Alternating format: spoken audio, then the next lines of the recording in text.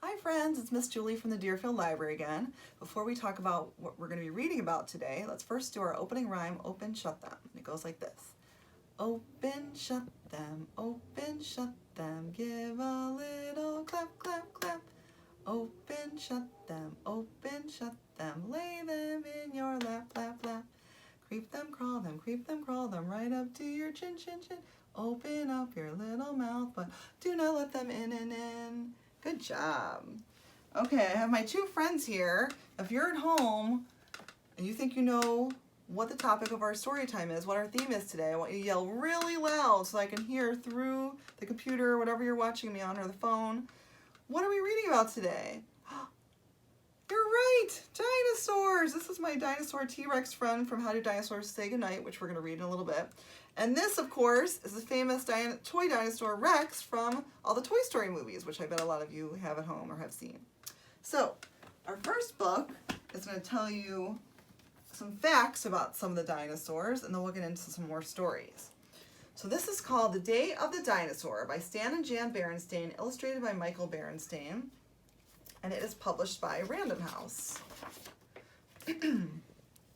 Long ago, long ago, before many things we now know, before cities, towns, and roads, before people, before birds, frogs, and toads, long before, it was the day of the dinosaur. Some were small, as big as your cat, like the Fabrasaurus. Some were thin, Mesosaurus. Others fat, like the Uryops. Some were big, very big. The giant Brontosaurus was 70 feet tall. Its name means thunder lizard. It was the biggest one of all. Dinosaurs roamed all the earth, places far and near. But now that they are gone, how do we know they were here? We know it from the skeletons they have left behind, buried in the earth for scientists to find. And those special scientists that study dinosaurs and dinosaur fossils are called archaeologists. The bones, which we call fossils, tell us much about the dinosaur. They tell its size and shape. They tell us much more. They tell us Tyrannosaurus rex was huge and fierce and strong, with terrible quick jaws and teeth 6 inches long. Its ferocity was famous and has long been told of. What did Tyrannosaurus eat? Whatever it got a hold of. But sometimes Tyrannosaurus bit off more than it could chew. The armored Stegosaurus was pretty mighty too. Its back was armor-plated, its tail was tipped with spikes. It's very reckless not to duck when Stegosaurus strikes. Brachiosaurus's nostrils were atop its head. They let it breathe while sleeping in its water bed. Dimetrodon was a carnivore, which means its food was meat. Its great and splendid back sail was used to take in heat. The creature Pteranodon had a 20-foot wingspan. It was the biggest flyer ever since the earth began. It had a 4-foot bill and a very lofty crest. When it comes to flying reptiles, it was the biggest and the best. Archaeopteryx is not an easy word, but neither was it easy being Earth's first bird. After dinosaurs came other kinds of creatures. They also had amazing body parts and features. The saber-toothed tiger, of course, had saber teeth. The prehistoric rhino had rows of horns above and giant tusks beneath. The moa was a flightless bird. It stood 13 feet tall and had gigantic drumsticks, but its brain was very small. The flightless moa is now extinct. In other words, there are no moa. But it is no longer the day of the dinosaur. Except as fossil bones, they exist no more. They are now extinct. Sometimes we wonder why. Were there just too many for the food supply? Was there a great disaster, or did it get too dry? It's the sort of question scientists like to think about. Maybe you'll be a scientist. Maybe you'll be the one to figure it out. The end. Okay, our next story is called Dinosaur versus the Potty by Bob Shea. And it's published by Disney Hyperion Books. Roar! I'm a dinosaur! Roar! I don't need to use the potty! Roar, roar, roar! Dinosaur versus making lemonade! Roar, roar! Mix, squeeze, roar, roar! Dinosaur wins and doesn't need to use the potty. Roar, roar, roar! Dinosaur versus splashing in the sprinkler! Roar! Splash, splash, roar! Dinosaur wins and still doesn't need to use the potty. Roar, roar, roar! Dinosaur versus a 3 juice box lunch. Roar, roar, roar. Chomp, sip, roar. Dinosaur wins, and no, he doesn't need to use the potty. Roar, roar, roar. Dinosaur versus watering his pretend whale. Roar, roar, roar. Spray, roar, spray, roar.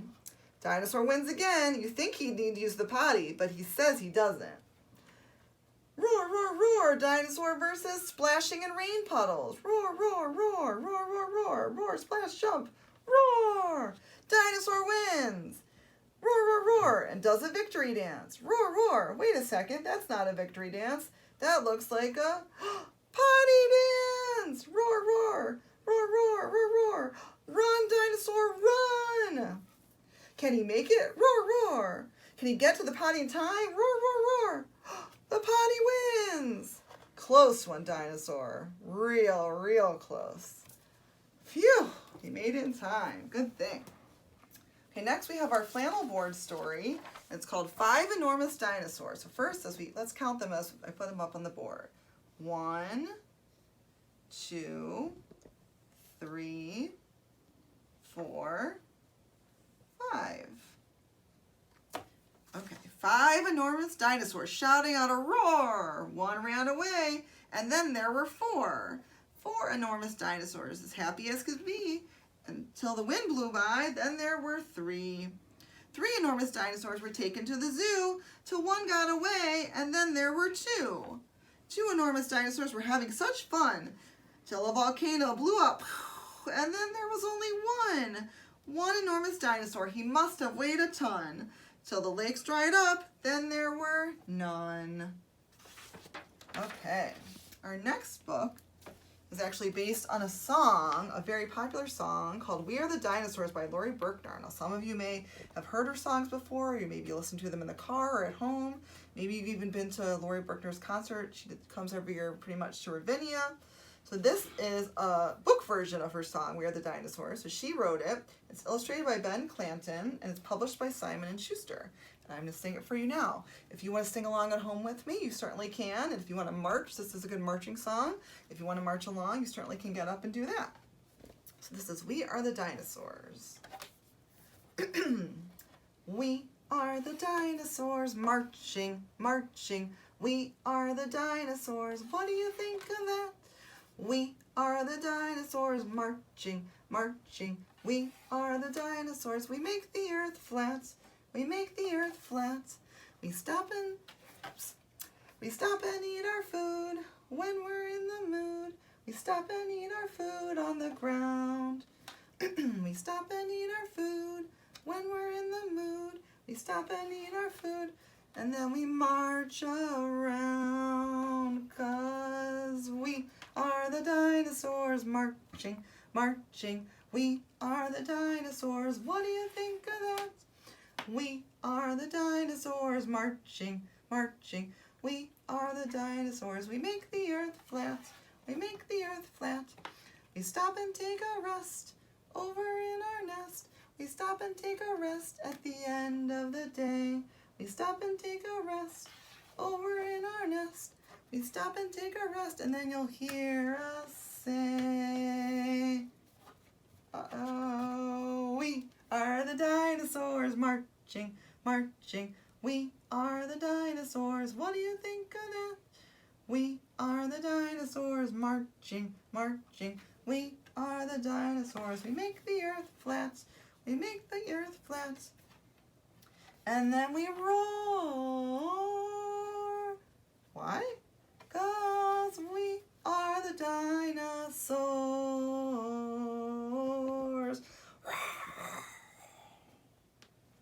All right, thank you so much for helping with that at home. Okay, we've got one last story, and then we're going to do our goodbye rhyme. And this is a very famous series. You might have many of these How Did Dinosaurs books at your home, or you've probably seen them at the Deerfield Public Library. So this is called How Do Dinosaurs Say Goodnight, and it's by Jane Yolen and illustrated by Mark Teague. And it's published by the Blue Sky Press, which is an imprint of Scholastic Ink. How does a dinosaur say goodnight when Papa comes in to turn off the lights? Does a dinosaur slam his tail and pout? Does he throw his teddy bear all about? Does a dinosaur stomp his feet on the floor and shout, I want to hear one book more? Does a dinosaur roar? How does a dinosaur say goodnight when Mama comes in to turn off the light? Does he swing his neck from side to side? Does he up and demand a piggyback ride? Does he mope? Does he moan? Does he sulk? Does he sigh? Does he fall on top of his covers and cry? No, dinosaurs don't. They don't even try. They give a big kiss. They turn out the light. They tuck in their tails. They whisper, good night. They give a big hug, then give one kiss more. Good night, little dinosaur. Oh, he's even got his teddy bear. The end. Okay, well, thank you so much for joining me today, friends. We're now going to do our goodbye rhyme, and it's called We Wave Goodbye Like This. We wave goodbye like this. We wave goodbye like this. We wave goodbye to all our friends. We wave goodbye like this. Thanks so much for joining me today, everybody. I hope to see you again soon. Bye.